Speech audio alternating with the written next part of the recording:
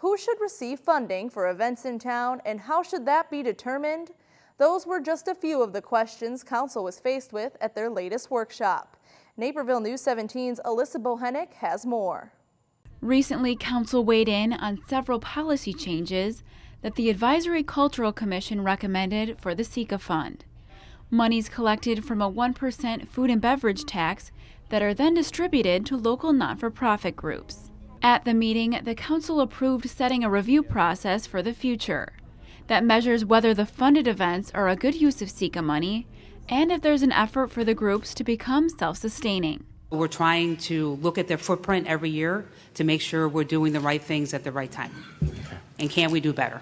However, some council members feared not all events could wean down their costs. A lot of that cost that comes from the bigger events is tied to the police, that the events have no say as to who comes, who the police send and which officers go. And a lot of the city waste pickup and things of that nature are all controlled by labor agreements, I think, that the organizations don't have any control over. That meant another change for SECA.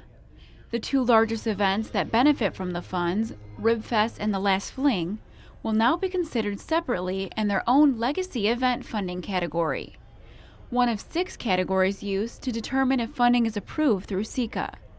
The Commission also requested moving $120,000 from the SECA Reserve Fund of $400,000 to pay the final installment of the Naperville Park District's Sportsman Park renovation project. A move many council members agreed was a step in the right direction. This is a great way to get it off of there and start with a clean slate on these types of institutions asking for money from SECA that don't belong in it. So I totally agree with it.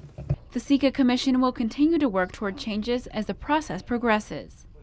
Reporting for Naperville News 17, I'm Alyssa Bohennick. The SECA Commission will collect data for 2 years to determine any changes to application eligibility, which would go into effect in the 2019 calendar year cycle.